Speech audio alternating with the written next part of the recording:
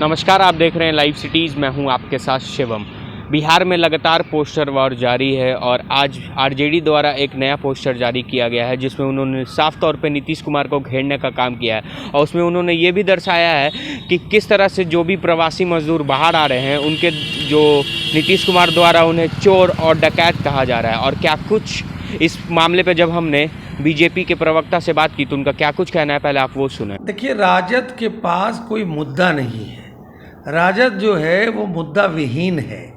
उन्होंने जो पोस्टर लगाया है, पहले तो उन्हें अपने गरिमा में झांक के देखना चाहिए। इस कोविड-19 के अंतर्गत जितना काम हुआ है और जितने लोगों को मदद मिली है, सवाल ये पैदा होता है कि फिजिकल सामने आकर के काम थोड़ी दिखता है। काम तो ऑनलाइन हो रहा है, काम वर्चुअल के आधार पे हो रहा है, काम डायरेक्शंस हो रहे हैं। क्या ये कोई जा कर के खेत में मजदूरी करना है कि फिजिकली हम आकर के दिखाएं?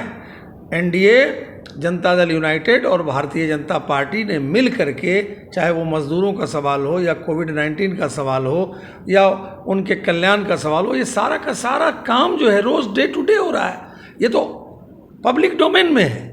आज जो कोविड-19 के ज़माने में मान लीजिए कि 20 लाख मज़दूरों के खाते में पैसा गया।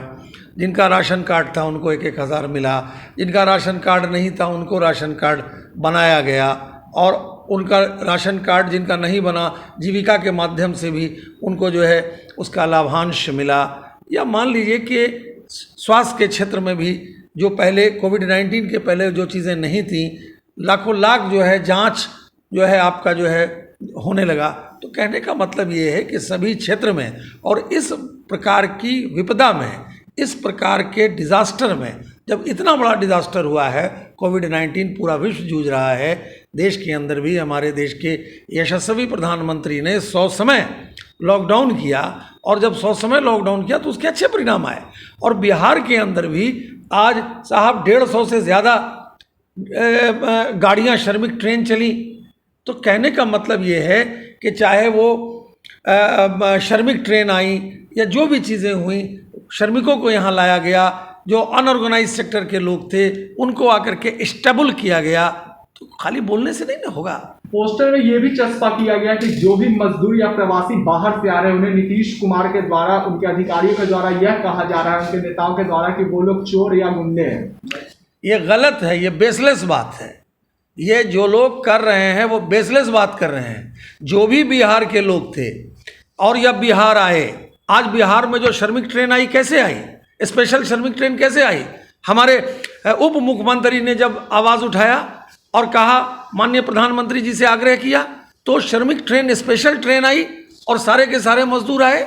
जब मजदूर यहाँ आए तो उनको क्वारंटाइन में रखा गया, उनकी व्यवस्था की गई, उनके अकाउंट्स में पैसे गए। अरे ये तो पब्लिक डोमेन में है, ये तो डाटाबेस है, इस पे बोलने से नहीं होगा।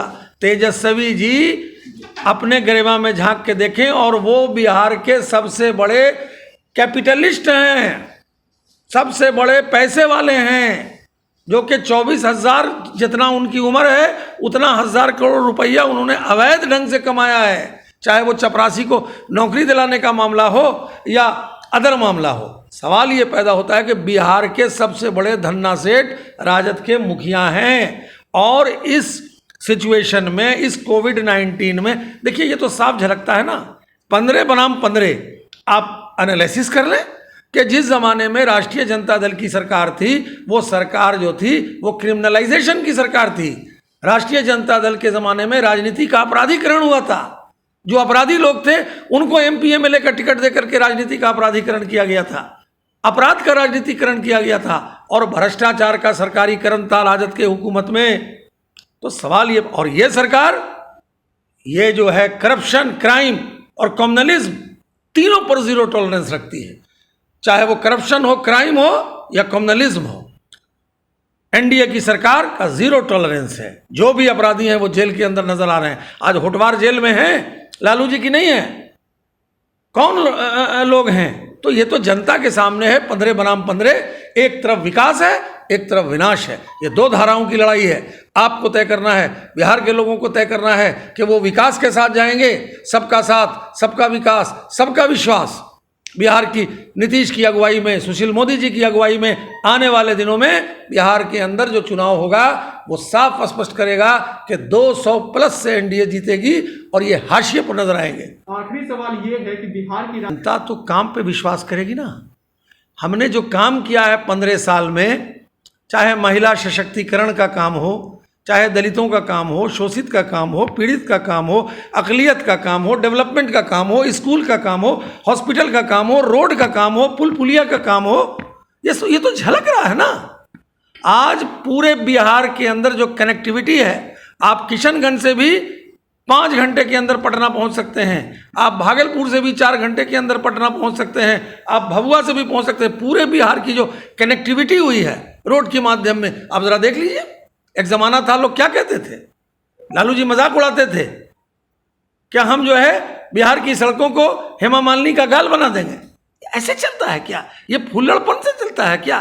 फुल्लड़ बातों से चलता है क्या? और तेजस्वी जी आज बात कर रहे हैं, जनता उनको सबक सिखाएगी। पिछले लोकसभा चुनाव में 40 में 39 सीट मिली थी, एक सीट भी मार्जिनल वोट से किशनगंज में लूज हुआ था। लेकिन ये चुनाव जो है ये काम के आधार पर होगा, विकास के आधार पर होगा, डेवलपमेंट के आधार पर होगा, अपराध मुक्त के आधार पर होगा, भ्रष्टाचार मुक्त के आधार पर होगा और एनडीए अपार बहुमत से बिहार में चुनाव जीतेगी। तो आपने सुना कि बीजेपी प्रवक्ता का साफ तौर पे कहना है कि पहले तेजस्वी यादव अपने गिरबान में झांक के देखें कि राजद में कौन से ऐसे नेता हैं जो सबसे बड़े पूंजीपति नहीं है। और उनका यह भी कहना है कि लालू यादव ने भी बिहार को लूटने का काम किया था और नीतीश सरकार जब से आई है वो गरीब और गुरबों की ही सरकार है। बहरहाल आप बने रहे हमारे साथ। अगर आपने हमारे चैनल को सब्सक्राइब नहीं किया है तो उसे जल्द से जल्द सब्सक्राइब कर ले। धन्यवाद।